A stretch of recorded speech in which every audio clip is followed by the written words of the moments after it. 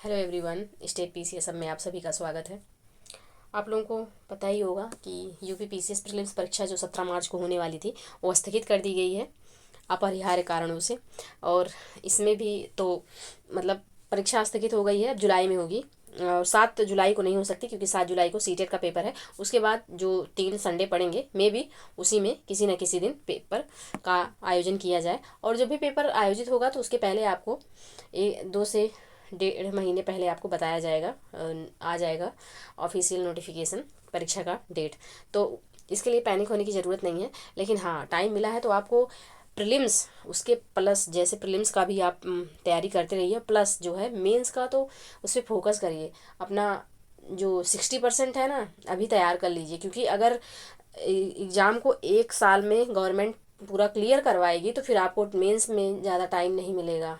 क्योंकि जुलाई में अगर होगा तो फिर वही सितंबर अक्टूबर में मेंस हो जाएगा आपका, जो नई डेट आएगी उसके अकॉर्डिंग। तो ये रहा। अब प्रीलिम्स के लिए जो पेपर हम सॉल्व कर रहे हैं ध्येय आईएएस का है, इसलिए सॉल्व कर रहे हैं क्योंकि देखिए यहाँ पे अक्टूबर से दिसंबर का करंट अफेयर है। एक बात आप लोग गौर करिएगा, आप पूरा करंट अफेयर पढ़ने की ज़रूरत नहीं है। ये नहीं कि जनवरी से करंट अफेयर पढ़ना स्टार्ट कर दिए, जनवरी 2023 से, और अब इधर का पढ़ रहे हैं। देखिए आपके लिए आपका एग्ज़ाम होगा जून जुलाई में, तो आपके लिए 1 साल का करंट अफेयर मोस्ट इंपॉर्टेंट रहता है। उसके पीछे का बहुत 1-2 क्वेश्चन आपको आएगा, उससे ज़्यादा नहीं आएगा। तो ऐसा करिए कि आप जून से जिस भी टेस्ट सीरीज में जून से हो उस टेस्ट सीरीज को अच्छे से सॉल्व करिए। जैसे यहाँ पे हम ये जो टेस्ट लिए हैं फुल लेंथ टेस्ट है, इसको इसलिए पढ़ रहे हैं, इसलिए सॉल्व कर रहे हैं क्योंकि इसमें जो करंट अफेयर है वह अक्टूबर से दिसंबर का है और हमारे लिए इम्पॉर्टेंट है, तो इसको सॉल्व करना ज़रूरी है। बाकी आप लोग भी, मटेरियल की कोई कमी नहीं है, बस थोड़ा स्मार्ट स्ट्रेटजी अपनाइए कि ऐसे पढ़िए कि बोझ भी ना बने और आपका एग्ज़ाम भी क्लियर हो जाए। आपको विद्वान नहीं बनना, आपको एग्ज़ाम क्लियर करना है। हमेशा ये बात ध्यान में रखिए कि आपको एग्ज़ाम क्लियर करना है, विद्वान नहीं बनना है, पुलिंदा इकट्ठा नहीं कर लेना है जानकारियों का। तो इसीलिए हमेशा आप जब टेस्ट सीरीज सॉल्व करिएगा, कोई भी पुरानी टेस्ट सीरीज, तो इस बात का ज़रूर ध्यान रखिएगा। और नहीं हो सके तो करंट अफेयर नहीं, सिर्फ सब्जेक्ट वाले जो जितने भी टेस्ट हैं, जैसे जैसे दृष्टि आईएएस का हो गया, और ये हम अपने चैनल पे सॉल्व भी करवाएंगे। प्लस आप लोगों को भी अगर मिलता है तो सॉल्व जो करिए, तो अगर सॉल्व करना है तो सब्जेक्ट वाइज जो टेस्ट अभी बनाए गए हैं वो सॉल्व करिए, करंट का उसमें मत यूज करिए। वो करिए कि अगर करंट का भी है तो उसके लिए परेशान ना होइए, तो या तो वो क्वेश्चन छोड़ दीजिए, या तो आपका जून से और इधर का हो, अगर जून जुलाई अगस्त सितंबर 2023 के कोई जहाँ पे भी करंट हो उसको सॉल्व करिए, उसके पहले का सॉल्व करने की कोई ज़रूरत नहीं है।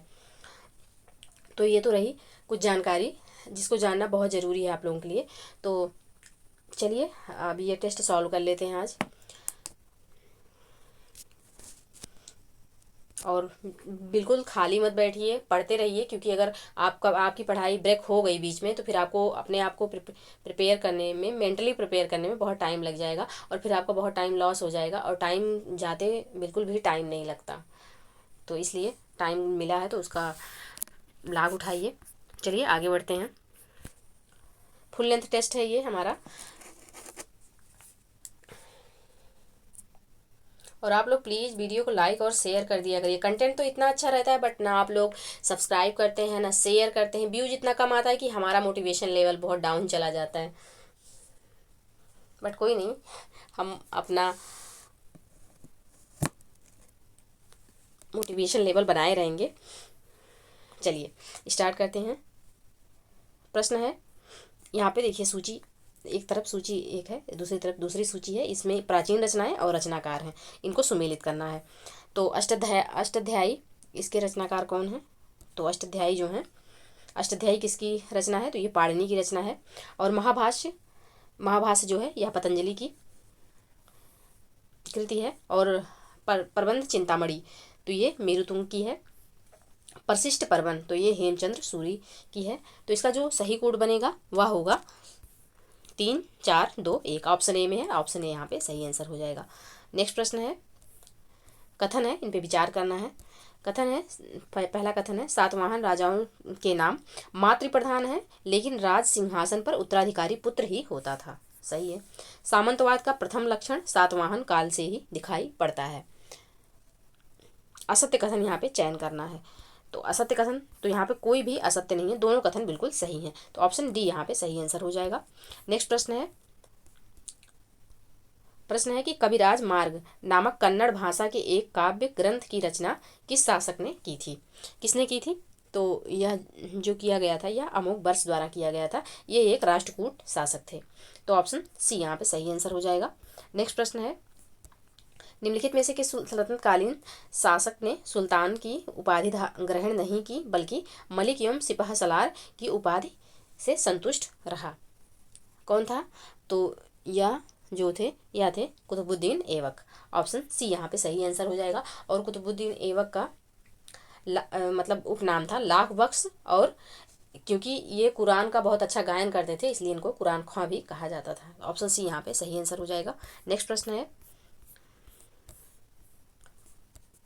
निम्न में से किसकी मृत्यु पर पूना के ब्रिटिश रेजिडेंट पामर ने कहा था कि इनकी मृत्यु के साथ ही मराठा सरकार का सारा सयानापन और संयम चला गया? किसकी मृत्यु पर कहा गया था ये? तो ये कहा गया नाना फडणवीस जी की मृत्यु पर। इनकी मृत्यु जो है वह सन 1800 में हुआ था। ऑप्शन ए यहाँ पे सही आंसर हो जाएगा।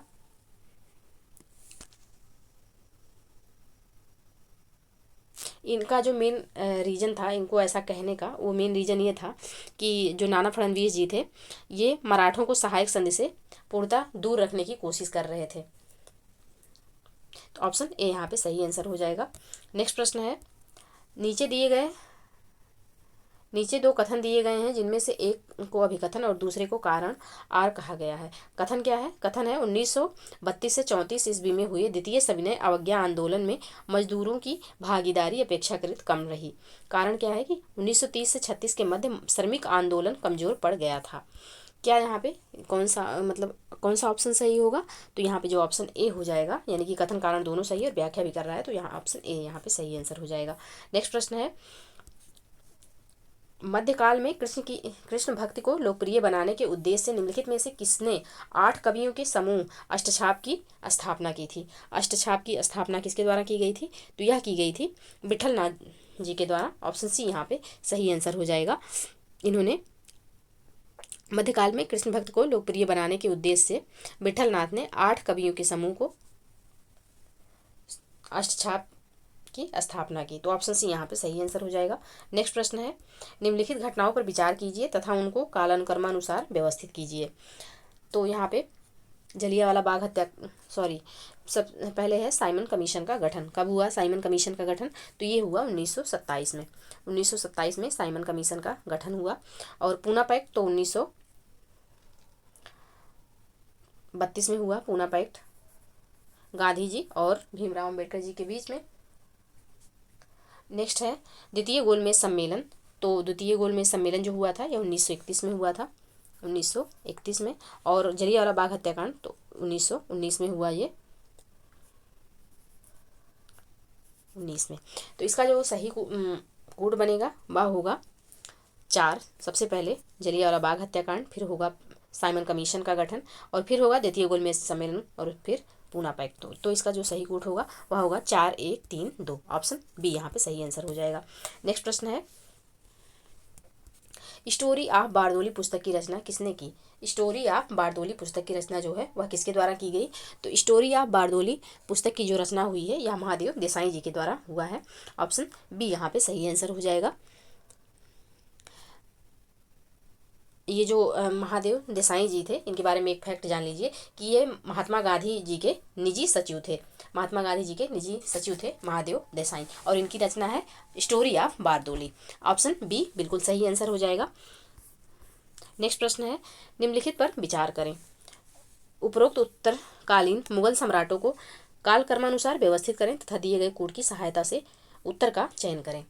यहाँ पे ये जान लीजिए कि ये जो प्रश्न पूछा गया है जहांदार शाह बहादुर शाह, आप लोग गौर करिएगा जो आर का पेपर हुआ था उसमें भी ऐसे ही जो ये उत्तर मुगल काल के जो शासक थे इनका भी क्रम लगाने के लिए आया हुआ एक प्रश्न है इतिहास का, मध्यकालीन इतिहास का एक प्रश्न जो है ऐसे आया हुआ था। तो ये जो उत्तर मध्यकालीन है उसको जरूर आप लोग तैयार कर लीजिएगा। औरंगजेब के बाद वाला काल जो उत्तराधिकार के लिए युद्ध वगैरह हुआ था ये मोस्ट इंपॉर्टेंट टॉपिक है मध्यकाल का, तो इसको थोड़ा आप लोग अच्छे से तैयार करिएगा सीक्वेंस में।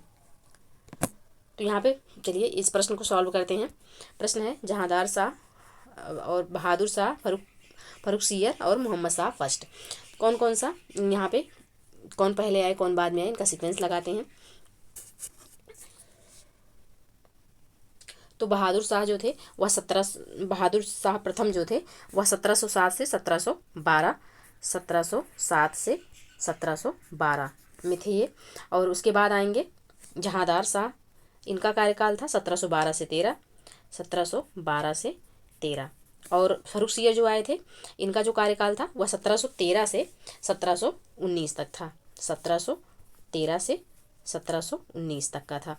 और मोहम्मद शाह प्रथम, तो इनका जो कार्यकाल था यह 1719 से 1748 तक का था, 1719 से 1748 तक का इनका कार्यकाल था। ये जो बहादुर शाह प्रथम थे, इन्हीं के कार्यकाल में नादिर शाह का आक्रमण 1939 में भारत पर हुआ था। मोहम्मद शाह जो प्रथम थे इनके कार्यकाल में। तो इनका जो सीक्वेंस सही होगा यह हो जाएगा, सबसे पहले बहादुर शाह, फिर होंगे जहांदार शाह, और फिर फर्रुख सियर, और फिर मोहम्मद शाह प्रथम। तो यहाँ पे जो इसका सही कोड होगा वह होगा ऑप्शन ए। अब थोड़ा स्लो पढ़ेंगे लेकिन आप लोगों को अतिरिक्त जानकारी देंगे क्योंकि अब टाइम है, तो अच्छे से टेस्ट सीरीज सॉल्व करिए, क्योंकि टेस्ट सीरीज को जब तक व्याख्या के रूप में ना सॉल्व किया जाए तब तक सही नहीं पड़ता है। और हम मतलब जितना आप लोगों के लिए सफिशियंट होगा उतना जानकारी जरूर देंगे आप लोगों को। तो चलिए अगला प्रश्न सॉल्व करते हैं। मुगल भू राजस्व व्यवस्था के बारे में कौन सा या से कथन सही है। पहला कथन है राज्य के लिए कृषि उत्पाद का 1/3 राजस्व निर्धारित था। दूसरा कथन है दहसाला व्यवस्था औसत उपज तथा औसत कीमतों पर आधारित थी। यहाँ पे कौन सा कथन सही है, तो दोनों कथन बिल्कुल सही है, ऑप्शन सी यहाँ पे सही आंसर हो जाएगा, ऑप्शन सी बिल्कुल सही आंसर होगा। नेक्स्ट प्रश्न है गवर्नर जनरल को वाटर बीटर की शक्ति किस अधिनियम द्वारा प्राप्त हुई। 1 मिनट, वाटर मार्क इतना गहरा लग गया है कि इसमें कोई बात नहीं, पढ़ लेंगे फिर भी हम।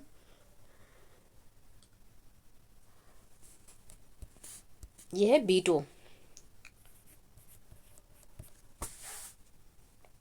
यहाँ पे बीटो की शक्ति के बारे में कहा गया है कि गवर्नर जनरल को बीटो की शक्ति किस अधिनियम द्वारा प्राप्त हुई। किस अधिनियम द्वारा प्राप्त हुई थी बीटो की शक्ति, तो बीटो की शक्ति जो भारत परिषद अधिनियम 1861 के द्वारा प्राप्त हुई थी गवर्नर जनरल को। ऑप्शन बी यहाँ पे सही आंसर हो जाएगा। और एक बात आप लोगों को बता दें कि गवर्नर जनरल जितने भी हैं आपको लूसेंट में पूरा लिखा मिल जाएगा, उनका कार्यकाल आप लोग एक से 3 से 4 बार आप लोग देखेंगे, आप लोगों को याद हो जाएगा पूरा कार्यकाल।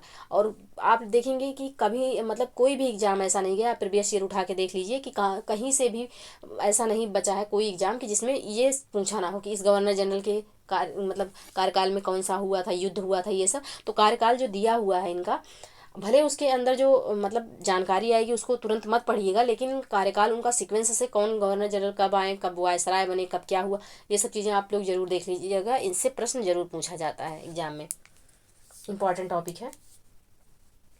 चलिए आगे बढ़ते हैं। इसका जो सही आंसर हो जाएगा इस प्रश्न का ऑप्शन बी हो जाएगा कि भारत परिषद अधिनियम 1861 में गवर्नर जनरल को बीटो की शक्ति प्रदान की गई। ऑप्शन बी सही आंसर हो जाएगा। नेक्स्ट प्रश्न है नारायण विलास नामक पुस्तक की रचना किसने की। नारायण विलास नामक पुस्तक की रचना जो की गई थी यह की गई थी विरूपाक्ष के द्वारा। ऑप्शन सी यहाँ पे सही आंसर हो जाएगा।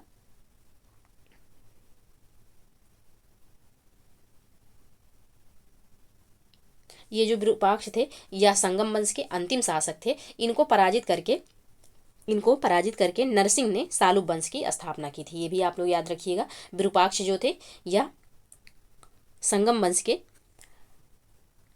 अंतिम शासक थे। इनको पराजित करके नरसिंह ने सालुब वंश की स्थापना की और विरूपाक्ष की जो रचना है यह नारायण विलास है। ऑप्शन सी यहाँ पे सही आंसर हो जाएगा। नेक्स्ट प्रश्न है सुभाष चंद्र बोस कलकत्ता के मेयर किस वर्ष चुने गए।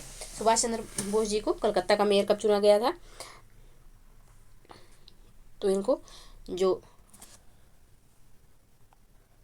कलकत्ता का मेयर चुना गया था यह चुना गया था 1923 में। ऑप्शन सी यहाँ पे सही आंसर हो जाएगा।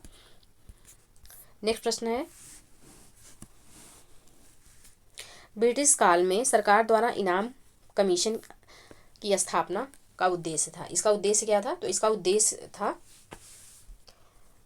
भूमि रहित जागीरों का पता करके उन्हें छीनना। ऑप्शन डी यहाँ पे सही आंसर हो जाएगा। इनाम कमीशन का उद्देश्य भूमि रहित जागीरों का पता लगाकर उन्हें छीनना था। इनाम कमीशन की स्थापना जो हुई थी यह हुई थी 1852 में। याद रखिएगा, ऑप्शन डी यहाँ पे सही आंसर हो जाएगा। नेक्स्ट प्रश्न है, तुम मुझे खून दो मैं तुम्हें आज़ादी दूंगा का प्रसिद्ध नारा सुभाष चंद्र बोस ने किस स्थान पर दिया था? कहाँ दिया था सुभाष चंद्र बोस जी ने यह नारा? तो ये नारा जो दिया गया था इनके द्वारा, यह दिया गया था मलेशिया में। ऑप्शन सी यहाँ पे सही आंसर हो जाएगा। नेक्स्ट प्रश्न है, निम्नलिखित में से स्वतंत्रता आंदोलन से संबंधित किस पत्र पत्रिकाओं का लेखन मदन मोहन मालवीय द्वारा नहीं किया गया था? किसका नहीं किया गया था? तो यहाँ पे जो है अभ्युदय हिंदुस्तान और हाँ, अभ्युदय और जो हिंदुस्तान है इन दोनों का प्रकाशन मदन मोहन मालवीय जी द्वारा किया गया था, जबकि सोम प्रकाश और इंडियन मिरर इनका प्रकाशन मालवीय जी के द्वारा नहीं किया गया था। तो इसमें पूछा भी गया है किसका नहीं किया गया था, तो यहाँ तीसरा और चौथा इसका सही आंसर हो जाएगा। आप लोगों को बता दें कि सोम प्रकाश जो है यह ईश्वर चंद्र विद्यासागर जी की पत्रिका है और इंडियन मिरर जो है यह केशव चंद्र सेन की पत्रिका है। तो यहाँ पे ये दोनों नहीं होंगे। बाकी ऊपर के अभ्युदय और हिंदुस्तान जो है यह मदन मोहन मालवीय जी की पत्रिकाएं हैं। तो ऑप्शन सी यहाँ पे सही आंसर हो जाएगा, क्योंकि इसमें पूछा गया है प्रश्न में कि कौन सा मालवीय जी की पत्रिकाएं नहीं है। तो ऑप्शन यहाँ पे सी होगा। 3 और 4 जो है वह नहीं है और पहला और दूसरा है। तो ऑप्शन सी सही आंसर होगा। नेक्स्ट प्रश्न है,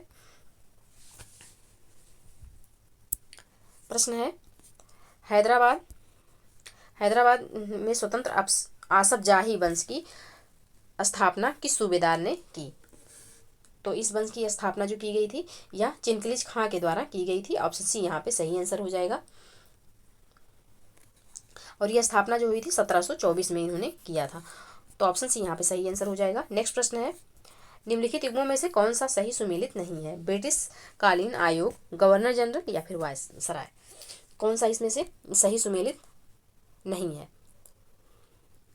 तो यहाँ पे जो सही सुमेलित नहीं है, जो यहाँ पे फ्रेजर आयोग दिया हुआ है, फ्रेजर आयोग लॉर्ड हार्डिंग, तो फ्रेजर आयोग जो था ये लॉर्ड हार्डिंग नहीं, लॉर्ड कर्जन के समय में गठित हुआ था और ये 1902 लॉर्ड कर्जन के समय में गठित हुआ था। जबकि सिंचाई आयोग लॉर्ड कर्जन बिल्कुल सही है। एशिसन आयोग लॉर्ड डफरिन ये भी सही है। दुर्भिक्षा आयोग लॉर्ड लिटन ये भी सही है। और जानते रहिएगा फ्रेजर आयोग जो है लॉर्ड कर्जन के समय में ही 1902 में गठित हुआ था। तो इसका जो सही आंसर हो जाएगा, इसमें पूछा है कि कौन सा सुमेलित नहीं है, तो ऑप्शन डी यहाँ पे सही आंसर हो जाएगा। नेक्स्ट प्रश्न है, निम्नलिखित युग्मों में से कौन सा एक सही सुमेलित नहीं है? कौन सा इसमें से ऐसा है जो कि सही सुमेलित नहीं है? तो यहाँ पे फैराजी आंदोलन 1819 बिल्कुल सही सुमेलित है। जो यहाँ पे तायूनी दिया हुआ है 1890, यह सही सुमेलित नहीं है क्योंकि यह 1839 में हुआ था। 1839 में हुआ था और इसके जो नेता थे वो करामत अली थे। तायूनी आंदोलन 1839 में हुआ था और इसके जो नेता थे वह करामत अली थे। और ये आंदोलन कहाँ हुआ था? तो ये ढाका में हुआ था। बाकी जो दिए हुए हैं, फराजी आंदोलन 1819 बिल्कुल सही है। अलीगढ़ आंदोलन 1875 सही है। अहमदिया आंदोलन 1889 से 90 सही है। ये सब सही है। इसमें जो सही नहीं है वह है ऑप्शन बी, और इसका सही आंसर हमने बता दिया, तो ऑप्शन बी यहाँ पे सही आंसर हो जाएगा। नेक्स्ट प्रश्न है, निम्नलिखित में से 1944 में द वे आउट नामक पैम्फलेट किसने जारी किया था? द वे आउट नामक पैम्फलेट, तो इसको जारी किया गया था किसके द्वारा? तो इसके जो जारीकर्ता थे द वे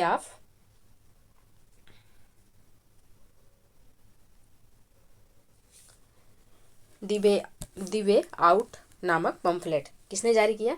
तो इसके जो जारीकर्ता थे वह थे सिराज गोपालाचारी जी। ऑप्शन बी यहाँ पे सही आंसर हो जाएगा। और ये कब जारी किया गया था? तो 1944 में इन्होंने जारी किया था, याद रखिएगा। तो ऑप्शन बी यहाँ पे सही आंसर हो जाएगा। नेक्स्ट प्रश्न है, वर्ष 1922 में सविनय अवज्ञा जांच समिति की स्थापना की गई। इस समिति के अध्यक्ष थे कौन थे? इस समिति के अध्यक्ष, तो इस समिति के जो अध्यक्ष थे वह थे हकीम अजमल खां। ऑप्शन सी यहाँ पे सही आंसर हो जाएगा।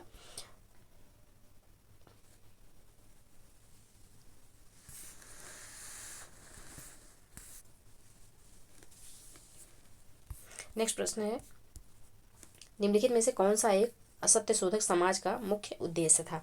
सत्यशोधक समाज का मुख्य उद्देश्य क्या था? तो इसका जो उद्देश्य था वह था महाराष्ट्र में जाति विरोधी आंदोलन चलाना। ऑप्शन सी यहाँ पे सही आंसर हो जाएगा। सत्यशोधक समाज की स्थापना 1873 में ज्योतिबा फूले जी के द्वारा किया गया था। इसको याद रखिएगा। तो ऑप्शन सी यहाँ पे सही आंसर हो जाएगा। नेक्स्ट प्रश्न है, स्वतंत्रता आंदोलन के क्रांतिकारियों द्वारा पहला महत्वपूर्ण साहसिक प्रयास बर्रा डकैती का संबंध है। बर्रा डकैती का संबंध किससे है? तो इसका जो संबंध है वह बंगाल से है। और बर्रा डकैती जो हुआ था वह 2 जून 1908 को पूर्वी बंगाल में ढाका अनुशीलन समिति के क्रांतिकारियों द्वारा की गई थी। यह क्रांतिकारियों का पहला महत्वपूर्ण जो था प्रयास था। ढाका अनुशीलन समिति की स्थापना जो थी वह पुलिनदास ने की थी। ऑप्शन सी यहाँ पे सही आंसर हो जाएगा। नेक्स्ट प्रश्न है, संविधान निर्मात्री परिषद के गठन की बात निम्नलिखित में से किस एक प्रस्ताव में की गई थी? किसमें की गई थी? तो यह की गई थी क्रिप्स प्रस्ताव में। ऑप्शन सी यहाँ पे सही आंसर हो जाएगा। नेक्स्ट प्रश्न है,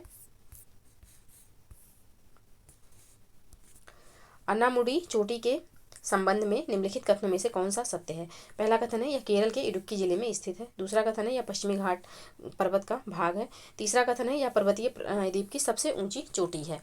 कौन सा यहाँ पे सही होगा? तो यहाँ पे सभी कथन बिल्कुल सही हैं। ऑप्शन डी यहाँ पे सही आंसर हो जाएगा। अनाईमुड़ी जो चोटी है यह अन्नामलाई पर्वत की सबसे ऊंची चोटी है और यह दक्षिण भारत या फिर प्रायद्वीपीय भारत की सबसे ऊंची चोटी है। तो ऑप्शन डी यहाँ पे सही आंसर हो जाएगा। नेक्स्ट प्रश्न है, यदि कर्क रेखा को आधार माना जाए तो यह भारतीय जलवायु को किन 2 प्रमुख कटिबंधों में विभाजित करती है? किसमें विभाजित करती है? तो यह विभाजित करती है उष्ण तथा उपोष्ण कटिबंधीय। ऑप्शन बी यहाँ पे सही आंसर हो जाएगा। नेक्स्ट प्रश्न है, तट से सागर की तरफ जाने पर निम्न क्षेत्रों को पहले से बाद के क्रम में व्यवस्थित कीजिए। तट से सागर की तरफ जाने पर कौन कैसा इसका सीक्वेंस बनेगा? तो सबसे पहले आंतरिक जल आएगा, फिर उसके बाद आएगा आधार रेखा, फिर उसके बाद होगा प्रादेशिक समुद्री सीमा और फिर आएगा अनन्य आर्थिक क्षेत्र और फिर होगा उच्च सागर। तो ऑप्शन सी में जो सीक्वेंस है वो बिल्कुल सही है, यानी कि 2 4 3 5 1 इसका सही कूट होगा। तो ऑप्शन सी यहाँ पे सही आंसर हो जाएगा। नेक्स्ट प्रश्न है, यहाँ पे आपको सुमेलित करना है। एक तरफ दर्रा है, दूसरी तरफ किसको जोड़ता है? बुर्जिल दर्रा। तो बुर्जिल दर्रा जो है वह श्रीनगर को गिलगित से जोड़ता है। जोजिला जो है यह श्रीनगर से लेह को जोड़ता है। और बाड़ा जो है यह मंडी से लेह को जोड़ता है। और सिपकिला जो है यह शिमला से तिब्बत को जोड़ता है। तो यहाँ पे जो इसका सही सीक्वेंस होगा वह हो जाएगा 2 3 4 1। ऑप्शन बी यहाँ पे बिल्कुल सही आंसर हो जाएगा। नेक्स्ट प्रश्न है, यहाँ पे भी सुमेलित करना है। एक तरफ झील है, दूसरी तरफ राज्य है। कौन सी झील किस राज्य में स्थित है? यहाँ पे सत्थम कोट्टा झील जो है यह किस राज्य में है? सस्थम कोट्टा। तो सस्थम कोट्टा जो है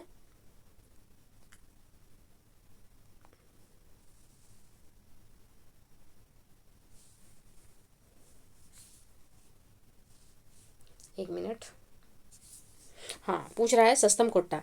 तो सस्तम कोट्टा जो है यह हो जाएगा केरल में। सस्तम कोट्टा जो है यह केरल में हो जाएगा। तवा बोहर झील जो है यह कहाँ होगा? तो यह मध्य प्रदेश की झील है। और सोंगमो झील जो है यह हो जाएगी सिक्किम की। और चेंबर मबक्कम झील जो है यह तमिलनाडु की हो जाएगी। तो इसका जो सही सीक्वेंस बनेगा वह होगा 4 2 3 1। ऑप्शन सी यहाँ पे बिल्कुल सही आंसर हो जाएगा। नेक्स्ट प्रश्न है, आमूर नदी के संदर्भ में निम्नलिखित में से कौन से कथन सही हैं या हैं? यहाँ पे पहला कथन है, आमूर नदी का उद्गम मंगोलिया पर पठार से है। दूसरा है, आमूर नदी का मुहाना चीन में अवस्थित है। कौन सा यहाँ पे सही है आमूर नदी के बारे में? तो इसका जो पहला कथन है वह बिल्कुल सही है, जबकि दूसरा कथन यहाँ पे सही नहीं है। दूसरा क्यों नहीं सही है? तो आमूर नदी का जो मुहाना है वह रूस में है, ना कि चीन में। तो इसीलिए दूसरा कथन गलत हो जाएगा, पहला सिर्फ सही है। तो ऑप्शन ए यहाँ पे सही आंसर होगा। नेक्स्ट प्रश्न है, निम्नलिखित में से किसे थालबेग नियम के द्वारा अंतर्राष्ट्रीय सीमा के रूप में अंकित किया गया है? थालबेग का नियम किससे संबंधित है? तो यह संबंधित है सर क्रीक से। ऑप्शन ए यहाँ पे सही आंसर हो जाएगा। सर क्रीक कहाँ है? तो ये गुजरात में स्थित है। ऑप्शन ए यहाँ पे सही आंसर हो जाएगा। नेक्स्ट प्रश्न है, यहाँ पे भी सुमेलित करना है। एक तरफ श्रेणी है, दूसरी तरफ परिचालित क्षेत्र है। सीमांत जोत, तो इसमें कितना होता है क्षेत्र? तो सीमांत जोत में जो आता है वो 1 हेक्टेयर से कम होगा। लघु जोत, तो लघु जोत जो होगा यह 1 से 2 हेक्टेयर।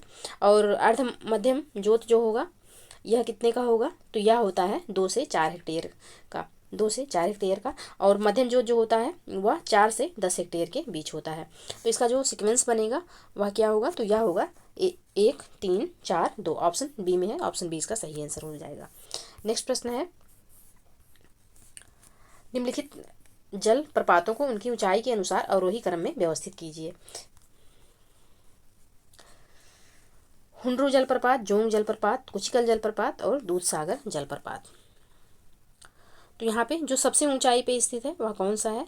तो वह हो जाएगा कुचिकल जलप्रपात। और फिर आएगा आपका दूधसागर जलप्रपात, उसके बाद है जोंग जलप्रपात और फिर हुंड्रू जलप्रपात। तो इसका जो सही सीक्वेंस बनेगा वह होगा 3 4 2 1। ऑप्शन बी यहाँ पे सही आंसर हो जाएगा। नेक्स्ट प्रश्न है, ज्वालामुखी क्रिया से मानव को होने वाले लाभों से निम्न में से कौन एक शामिल नहीं है? कौन सा इसमें से शामिल नहीं है? तो विस्थापन जो है यह ज्वालामुखी क्रिया से संबंधित नहीं है।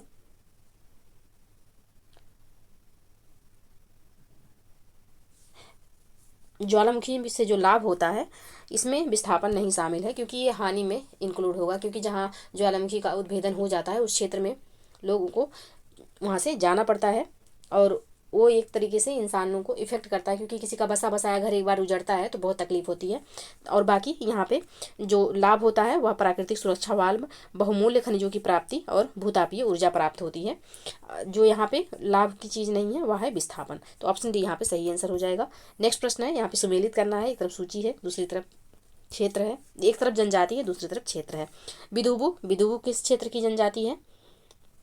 तो बिंदुबू जो है यह ऑस्ट्रेलिया की है। और एटा, तो एटा कहाँ की है? तो एटा फिलीपींस की हो जाएगी। और इन्यूट जो है यह उत्तरी अमेरिका की है। और उइगर जो है यह तारिम बेसिन की है। तो इसका जो सही कूट होगा वह हो जाएगा बी, यानी कि 2 2 1 4 3। ऑप्शन बी यहाँ पे सही आंसर हो जाएगा। नेक्स्ट प्रश्न है, यहाँ पे भी सूची सुमेलित करना है। स्थान है और देश है और तेल क्षेत्र। ईरान में कौन सा है? तो ईरान में जो है वह मस्जिद ए सुलेमान है। मस्जिद ए सुलेमान ईरान में है। इराक में कौन सा है? तो किरकुक जो है यह इराक में है। कुवैत में जो है यह बरघान है। और सऊदी अरब में जो है यह दमम है। तो इसका जो सही रूट होगा वह 1 2 3 4 होगा। तो ऑप्शन ए यहाँ पे सही आंसर हो जाएगा, ऑप्शन ए। नेक्स्ट प्रश्न है,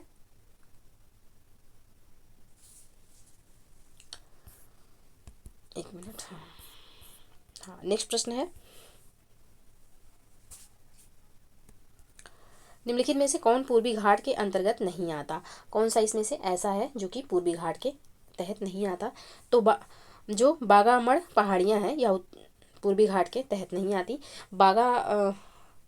बागामोन या बागामोड़ जो पहाड़ियाँ हैं यह केरल के कोट्टायम इडुक्की सीमा पर स्थित हैं, या पश्चिमी घाट पर स्थित है, ना कि पूर्वी घाट पर। तो ऑप्शन डी यहाँ पे सही आंसर हो जाएगा। बाकी सेवराय पहाड़ियाँ, नल्लामाला पहाड़ियाँ और महेंद्रगिरी पहाड़ियाँ यह पूर्वी घाट के हिस्से हैं। तो ऑप्शन डी यहाँ पे सही आंसर हो जाएगा, क्योंकि यह पूर्वी घाट का हिस्सा ना होकर के पश्चिमी घाट का हिस्सा है। नेक्स्ट प्रश्न है, निम्नलिखित निगमों पर विचार कीजिए। यहाँ पे जलडमरू मध्य है, फिर उसके बाद किनके मध्य या अवस्थित है? मलक्का जलडमरू मध्य किसके मध्य अवस्थित है? मलक्का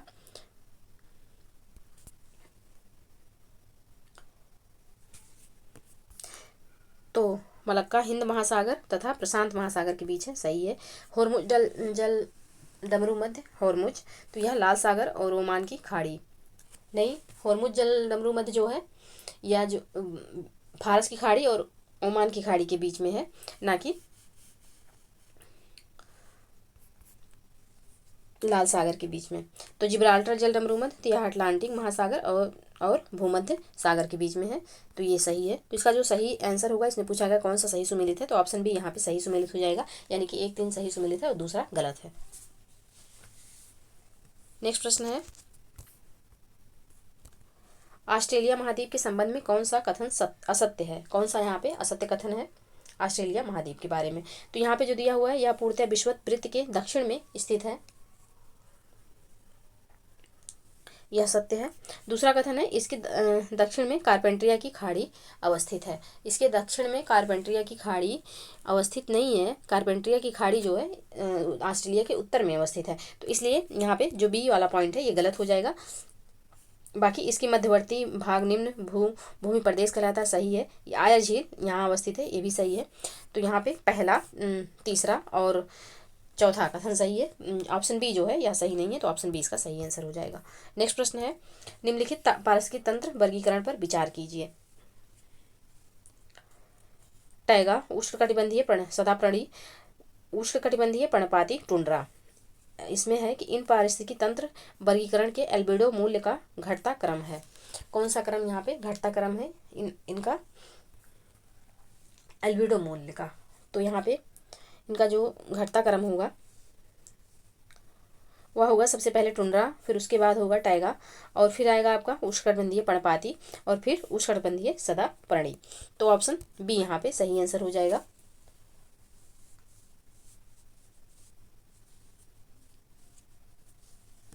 नेक्स्ट प्रश्न है,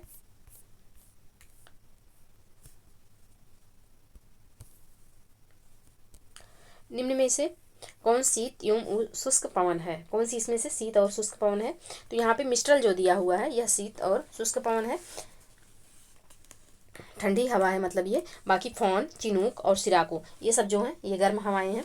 तो ऑप्शन डी यहाँ पे सही आंसर हो जाएगा। नेक्स्ट प्रश्न है, एक तरफ नदियां हैं, दूसरी तरफ उद्गम क्षेत्र है। इसमें कहा गया है कौन सा सुमेलित नहीं है। कौन सा यहाँ पे सुमेलित नहीं है पूछा गया है। तो डेन्यूब नदी, ब्लैक फॉरेस्ट बिल्कुल सही है। ब्लैक फॉरेस्ट पर्वत, ब्लू नील विक्टोरिया झील नहीं होता है। ब्लू नील जो है यह ताना झील से निकलती है, और ताना झील कहाँ स्थित है, तो इथोपिया में स्थित है। तो इसलिए ये गलत हो जाएगा। मिसिसिपी झील टास्का झील से निकलती है, बिल्कुल सही है। और ये यांग टीसी नदी जो है यह पर्वत तिब्बत पठार से निकलती है, ये भी सही है। तो इसमें से कौन सा सही नहीं है, किसका उद्गम क्षेत्र सही नहीं है। तो अभी हमने देखा कि ब्लू नील जो है यह ताना झील से निकलती है, जो कि इथोपिया में स्थित है। यह विक्टोरिया झील से नहीं निकलती। तो ऑप्शन बी यहाँ पे सही आंसर हो जाएगा। नेक्स्ट प्रश्न है, निम्नलिखित में से कौन सा एक हारनाफ अफ्रीका में सम्मिलित सबसे छोटा देश है।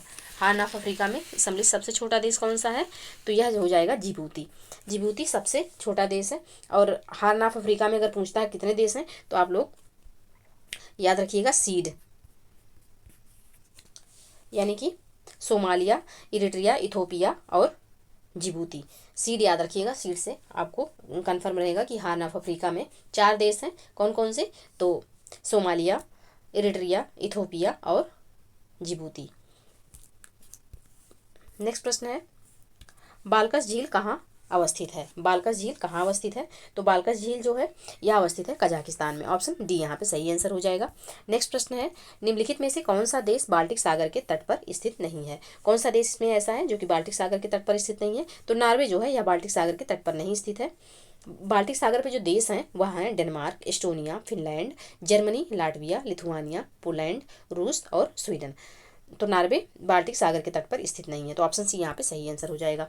नेक्स्ट प्रश्न है, ओशनिया का सबसे बड़ा व सबसे छोटा देश क्रमशः है। ओशनिया का सबसे बड़ा और सबसे छोटा देश कौन सा है, तो जो सबसे बड़ा देश है ओशनिया का वह है ऑस्ट्रेलिया, और सबसे छोटा देश जो है वह है नौरू। तो ऑप्शन सी यहाँ पे सही आंसर हो जाएगा।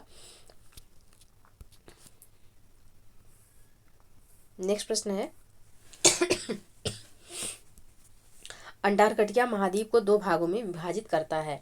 क्या अंटार्कटिका महाद्वीप को 2 भागों में विभाजित करता है, तो ये क्वीन मॉड पर्वत जो है यह अंटार्कटिका महाद्वीप को 2 भागों में विभाजित करता है। ऑप्शन बी यहाँ पे सही आंसर हो जाएगा। नेक्स्ट प्रश्न है, फिजी द्वीप समूह जो गन्ने की खेती के लिए प्रसिद्ध है किसका भाग है। फिजी द्वीप समूह जो गन्ने की खेती के लिए प्रसिद्ध है वह किसका भाग है, तो यह मेलानेशिया का भाग है। ऑप्शन सी यहाँ पे सही आंसर हो जाएगा।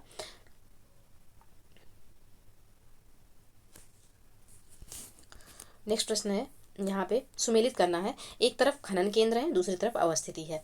कौन सा खनन केंद्र कहाँ, किस मतलब देश में अवस्थित है? तो एक है, पहला है हिंडाल्गो। हिंडाल्गो कहाँ अवस्थित है? तो हिंडाल्गो जो है यह अवस्थित है मैक्सिको में। हिंडाल्गो हो जाएगा आपका Mexico. British Columbia, British Columbia जो है यह कनाडा में अवस्थित है। और अब माउंट ईसा, माउंट ईसा कहाँ अवस्थित है? तो माउंट ईसा जो है यह ऑस्ट्रेलिया का है। और बोको, बोको गिनी का है। तो इसका जो सही रूट होगा यह होगा 2 1 4 3, 2 1 4 3। ऑप्शन सी यहाँ पे सही आंसर हो जाएगा।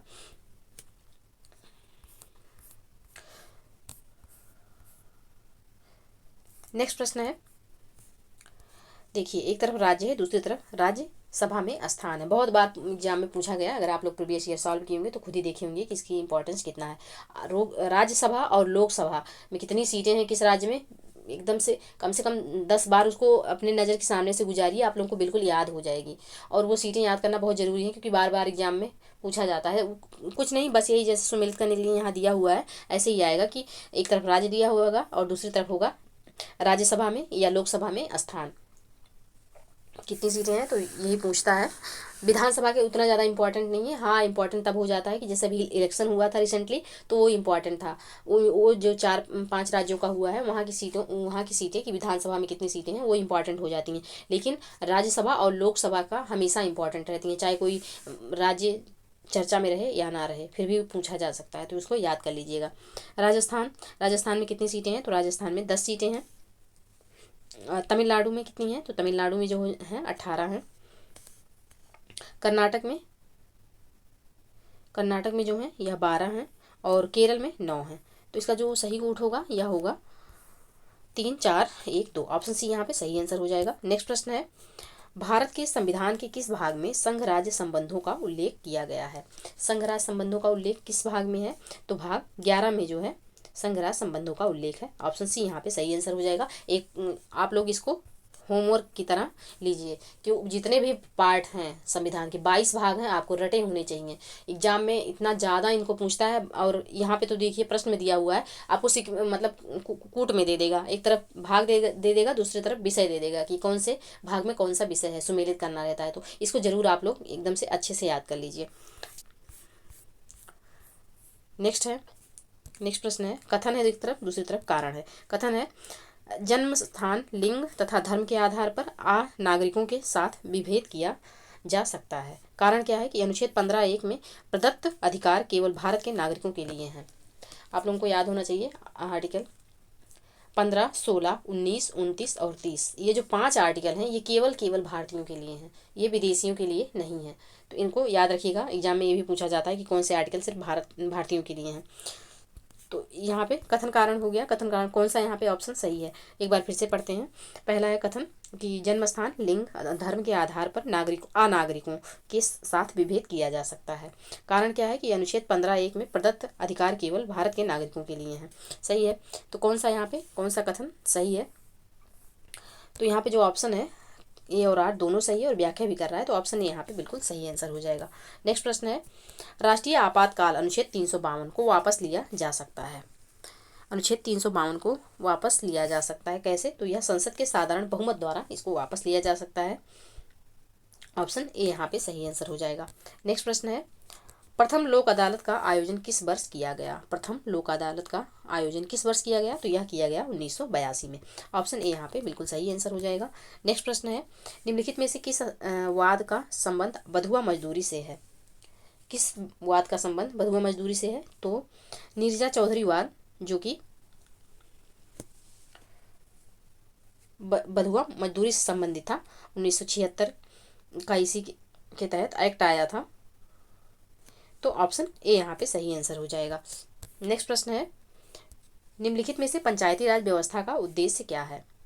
पंचायती राज व्यवस्था का उद्देश्य क्या है? तो इसका जो उद्देश्य है यह है लोकतंत्र की शक्ति का विकेंद्रीकरण करना। ऑप्शन बी यहाँ पे सही आंसर हो जाएगा। नेक्स्ट प्रश्न है,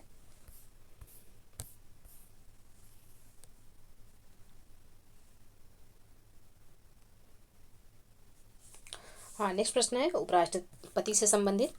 पहला कथन है उपराष्ट्रपति संसद का अनन्य भाग है। दूसरा कथन है भारत के किसी भी राज्य की सर्वप्रथम महिला राज्यपाल सुचेता कृपलानी थी। आप लोगों को पता है सर्वप्रथम महिला राज्यपाल थी सुचेता कृपलानी जी की मुख्यमंत्री थी? तो ये मुख्यमंत्री थी, राज्यपाल नहीं थी। राज्यपाल जो थी वह सरोजनी नायडू जी थी। सुचेता कृपलानी जी थी ये किसी भी राज्य की प्रथम महिला मुख्यमंत्री थी और ये यूपी की ही थी। और जो पहली महिला राज्यपाल बनी थी वो भी यूपी की ही बनी थी, सरोजनी नायडू जी। तो यहाँ पे दूसरा कथन गलत हो जाता है। पहला कथन भी गलत है क्योंकि ये संविधान का भाग नहीं है। संविधान के जो भाग हैं लोकसभा, राज्यसभा और राष्ट्रपति होते हैं, उपराष्ट्रपति नहीं होते हैं। तो ऑप्शन डी यहाँ पे सही आंसर हो जाएगा, कोई भी कथन सही नहीं है। नेक्स्ट प्रश्न है निम्नलिखित में से किस वाद में उच्चतम न्यायालय द्वारा यह निर्धारित किया गया कि राष्ट्रपति शासन लागू करने की राष्ट्रपति की शक्ति न्यायिक समीक्षा से परे नहीं है? किस वाद में? तो यह किया गया मुंबई वाद में। और ये कब किया गया? तो यह 1975 में किया गया। 1975 में 38वें संविधान संशोधन में उपबंध कर दिया गया था कि अनुच्छेद 356 के प्रयोग में राष्ट्रपति के फैसले को किसी भी न्यायालय में चुनौती नहीं दी जा सकती। 1978 में 44वें संविधान संशोधन द्वारा यह उपबंध समाप्त कर दिया गया। तो यहाँ पे ऑप्शन बी इसका सही आंसर हो जाएगा।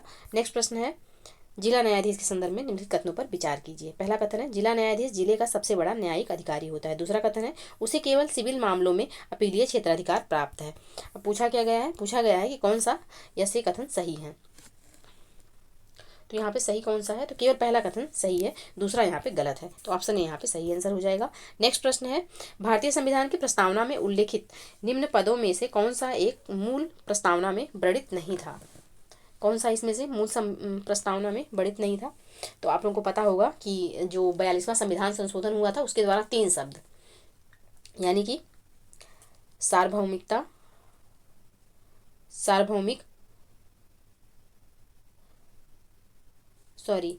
समाजवादी, पंथनिरपेक्ष और अखंडता 3 शब्द जोड़े गए थे। तो जो मूल संविधान था, मूल संविधान के प्रस्तावना में ये अखंडता शब्द नहीं था। ये 42वां संविधान संशोधन 1976 के द्वारा जोड़ा गया। तो ऑप्शन सी यहाँ पे सही आंसर हो जाएगा। नेक्स्ट प्रश्न है यहाँ पे कौन सा सही सुमेलित नहीं है? राज्य दिया हुआ है, गठन वर्ष है। उत्तराखंड 9 नवंबर 2000 को हुआ था, बिल्कुल सही है। अरुणाचल प्रदेश फरवरी 1987, 20 फरवरी 1987 को हुआ था, ये भी सही है। मणिपुर जनवरी 1970 में नहीं 1972 में हुआ था, तो ये गलत हो जाएगा। बाकी सिक्किम जो है मई 1975, ये भी सही है। और ये भी बता दें कि राज्यों का गठन जो हुआ है, इनका गठन वर्ष, इसको जरूर याद कर लीजिएगा, बहुत ही इंपॉर्टेंट है, ये भी बार बार पूछा जाता है एग्जाम में। तो ऑप्शन सी यहाँ पे सही आंसर हो जाएगा, जो कि सही सुमेलित नहीं है। इसका यहाँ पे 70 नहीं होना चाहिए था, 72 होना चाहिए था, तभी सही होता। तो ऑप्शन सी यहाँ पे सही आंसर हो जाएगा प्रश्न के अकॉर्डिंग। नेक्स्ट प्रश्न है निम्नलिखित में से किस अनुच्छेद के अंतर्गत संसद को नागरिकता के संबंध में विधि बनाने की शक्ति प्रदान की गई है? किसमें प्रदान की गई है? तो यह प्रदान की गई है अनुच्छेद 11 में। ऑप्शन बी यहाँ पे सही आंसर हो जाएगा। नेक्स्ट प्रश्न है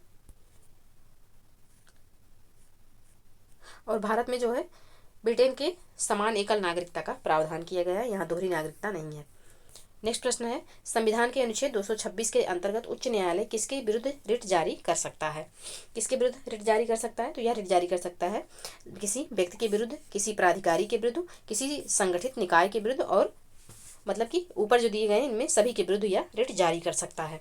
तो ऑप्शन, और ये भी जानते रहिएगा कि रिट जारी करने के मामले में उच्चतम न्यायालय से ज़्यादा अधिकार उच्च न्यायालय को प्राप्त है। तो ऑप्शन डी यहाँ पे सही आंसर हो जाएगा। नेक्स्ट प्रश्न है दल बदल विरोधक अधिनियम पारित हुआ था, कब पारित हुआ था? तो यह मार्च 1985 में पारित हुआ था। ऑप्शन बी यहाँ पे सही आंसर हो जाएगा। नेक्स्ट प्रश्न है कथन कारण से। पहला कथन है यहाँ पे संयुक्त बैठक की स्थिति राज्यसभा लोकसभा से दुर्बल स्थिति में है। संयुक्त बैठक की स्थिति में राज्यसभा लोकसभा से दुर्बल स्थिति में है। कारण क्या है कि लोकसभा की सदस्य संख्या अधिक है। अब यहाँ पे कौन सा कथन सही होगा, तो यहाँ पे कथन कारण दोनों सही है और व्याख्या भी कर रहा है, तो ऑप्शन ए यहाँ पे सही आंसर हो जाएगा। नेक्स्ट प्रश्न है, निम्नलिखित में से किस अधिनियम द्वारा संवैधानिक निरंकुशता का सिद्धांत प्रवृत्त किया गया है? किसके द्वारा प्रवृत्त किया गया है? तो यह प्रवृत्त किया गया है 1935 का भारत सरकार अधिनियम द्वारा। ऑप्शन सी यहाँ पे सही आंसर हो जाएगा। नेक्स्ट प्रश्न है प्रश्न संख्या 68 और ये संबंधित है नीति निर्देशक तत्व से, डीपीएसपी से।